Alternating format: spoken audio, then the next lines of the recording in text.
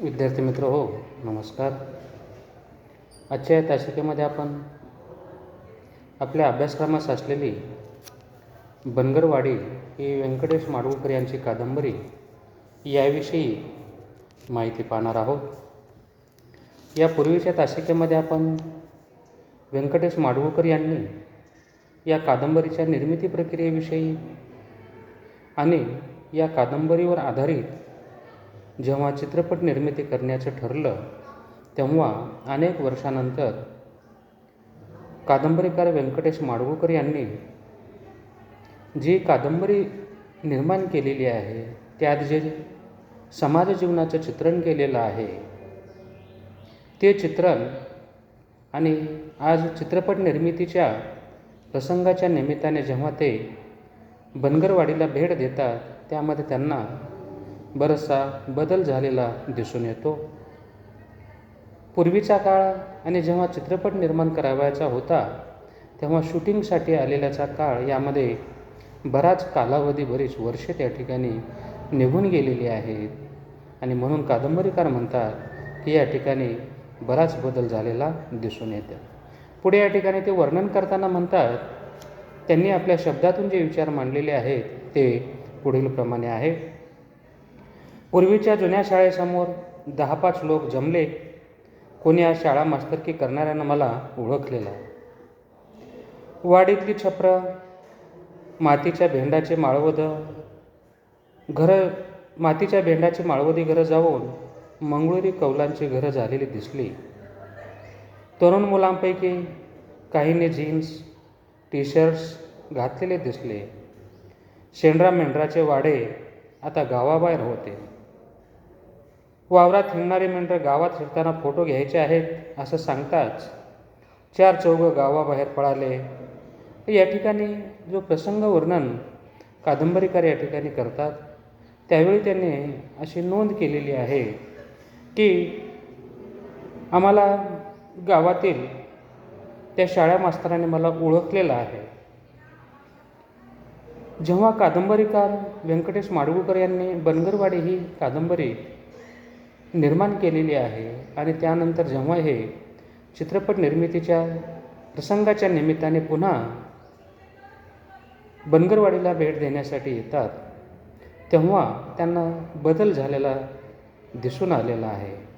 हा बदल कोणता आहे तेही त्यांनी या ठिकाणी शब्दशः वर्णन केलेलं आहे.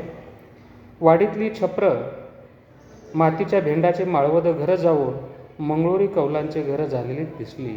आता पूर्वी जी आपण पाहू जेव्हा बनगरवाडी या कादंबरी प्रत्यक्ष आपण क्रमशः पाहू तेव्हा त्या ठिकाणी माडगूळकरांनी केलेलं घरांचं वर्णन आणि चित्रपट निर्मितीच्या वेळी जेव्हा त्यांनी पुन्हा बनगरवाडीला भेट दिलेली आहे त्याचा बदल आपणास या ठिकाणी निश्चितच समजून येईल. तोच बदल त्यांनी या ठिकाणी थोडक्यात वर्णन केलेला आहे की पूर्वीची जी आहेत मातीची छप्रं, मातीच्या भेंडाचे माळवदं जी जुनी पुराणी घरं होती जाऊन तिथं आता काय झालेलं आहे मंगळुरी कौलांची घरं झालेली दिसलेली आहे. आता अत्याधुनिकतेचं वारं बनगरवाडीपर्यंतही पोहोचलेलं लेखकाला दिसून आलेलं आहे की पूर्वीच्या काळामध्ये धोतर असेल किंवा आपण जर पाहिलं तर बनगरवाडीमध्ये काही जे पुरुष मंडळी होती जुनी वयोवृद्ध होती ती फक्त धोतरावर होती, खांद्यावर घोंगडं होतं, हातात काठी आणि मेंढर सांभाळताना दिसून येतात असं पुढं वर्णन कादंबरीमध्ये आलेलं आहे. परंतु आता जेव्हा चित्रपट निर्मितीच्या प्रसंगाच्या निमित्ताने ते बनगरवाडीला भेट देतात त्यावेळी मात्र त्या ठिकाणी हे सर्व बदल झालेले दिसून येतात. थोडक्यात वेशभूषामधील किंवा पेहरावामधील बदल, घरामधील बदल लेखकांना आवर्जून दिसून आलेला आहे. त्याचीही नोंद या ठिकाणी करतात की तरुण मुलापैकी काहीने जीन्स टी शर्ट्स घातलेले होते. म्हणजे पूर्वीची पेहराव पद्धती, वेशभूषा ही आपणास बदललेली दिसून येते. शेंड्रा मेंढराचे वाडे आता गावाबाहेर होते. पूर्वी जे शेंड्रा मेंढराचे, कारण बनगरवाडी ही कादंबरी पूर्णतः धनगर वस्तीवर आधारित आहे. जी मेंढपाळ जमात आहे त्यावर ही संपूर्णतः कादंबरी या ठिकाणी आधारलेली आहे. पूर्वी जेव्हा लेखकांनी बनगरवाडीचं वर्णन केलेलं आहे त्यामध्ये गावातच त्यांचं घर असायचं आणि घरासमोरच शेंड्रा मेंढराच्या या ठिकाणी राहण्याची व्यवस्था केलेली होती. पण आज मात्र शेंड्रा मेंढराचे वाडे जे आहेत ते गावाबाहेर लेखकांना दिसून आलेले आहेत. मग या ठिकाणी तिथे जेव्हा कादंबरीकार व्यंकटेश माडगूळकर, चित्रपटाचे दिग्दर्शक, कॅमेरामन जेव्हा त्या ठिकाणी येतात आणि आम्हाला चित्रपट निर्मिती करण्यासाठी या गावची शूटिंग करायची आहे, काही फोटो हवे आहेत असं जेव्हा तेव्हा सांगतात आणि पुढे उल्लेखही केलेला आहे की वावरात हिंडणारी मेंढरं गावात शिरताना फोटो घ्यायचे आहेत. जसं आपली दैनंदिन कामे सकाळची झाल्यानंतर जे काही धनगर बांधव आहेत ते धनगर बांधव आपली मेंढरं घेऊन गावाच्या बाहेर त्या ठिकाणी चरण्यासाठी घेऊन जात असत आणि संध्याकाळ झाली की ती मेंढरं घेऊन परत आपल्या घरी येत असत. मग कादंबरीकारांना आणि चित्रपट दिग्दर्शकांना जेव्हा मेंढरं चरून वावरात हिंडणारी मेंढरं गावात येतात त्यावेळची एक शूटिंग, त्यावेळचे फोटो सेशन त्यांना त्या ठिकाणी हवे होते आणि असं सांगितल्याबरोबर तेथील गावकऱ्यांनी ही सर्व व्यवस्था करून दिलेली दिसून येते. वावरात हिंडणारी मेंढरं गावात शिरताना फोटो घ्यायचे आहेत असं सांगतात 4 चौघं गावाबाहेर पळाले. चहा पाण्यानं आमचा पाहुणचार एका घराच्या सोप्यात झाला. कडेपाट असा वाडा जुनाच असावा, असा काही वाडीत असेल असं मला वाटलं नव्हतं. त्यांनी परत इथे नोंद केलेली आहे की आम्हाला एक जुनासा वाडा त्या ठिकाणी दिसून आलेला आहे, पूर्वी जसा होता तसा, आणि आजही त्याने आपलं अस्तित्व कायम ठेवलं असल्याची नोंद त्यांनी या ठिकाणी केलेली आहे. आणि गावात मेंढरं जेव्हा वावरातून गावामध्ये येतात तेव्हा त्यांचा फोटो त्या ठिकाणी हवा आहे असं म्हटल्याबरोबर त्या गावातील जे मेंढरपाळ होते किंवा मेंढर राखणारी मुलं होती त्यांनी त्यांची ती व्यवस्था करून दिलेली आहे आणि त्याचं फोटोशूट कसं झालं याचाही भाग त्यांनी पुढे वर्णन केलेला आहे. दरम्यान वाडीत येणारे अरुंद वाटाने मेंढरं आत आणली गेली. मेंढराचे कळप यांचे फोटो कॅमेरामॅनला मिळाले.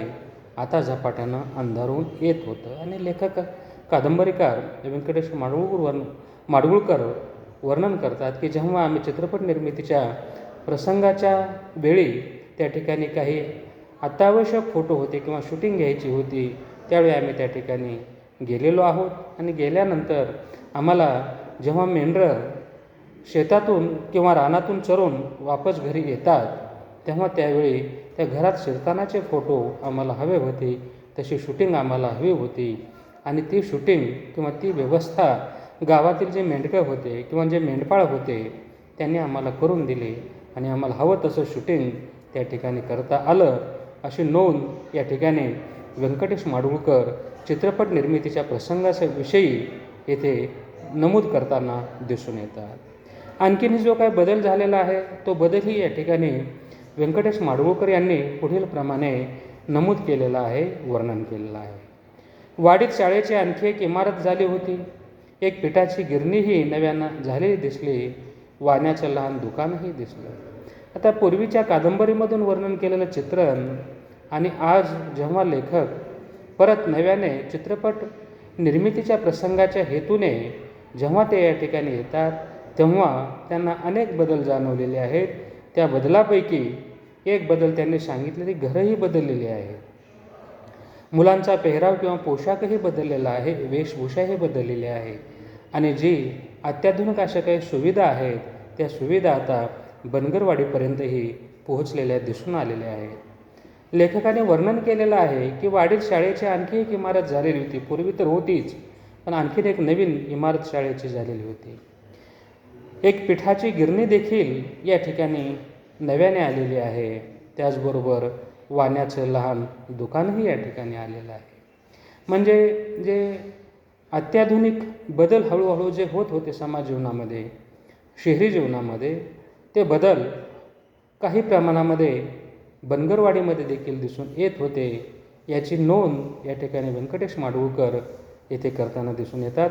विद्यार्थी मित्र हो, बनगरवाडी या कादंबरीच्या निमित्ताने आणि चित्रपट निर्मिती प्रसंगाच्या निमित्ताने जो थोडासा बदल लेखकांना जाणवलेला आहे, व्यंकटेश माडगूळकर यांना जाणवलेला आहे, त्याची नोंद त्यांनी या ठिकाणी आवर्जून केलेली आपणास दिसून येतो. आजच्या तासिकेमध्ये आपण व्यंकटेश माडगूळकर यांनी जे काही बदल जाणवलेले आहे त्याची नोंद येथे घेतलेली आहे. पुढच्या तासिकेमध्ये उर्वरित भाग आपण या ठिकाणी पाहूयात. धन्यवाद.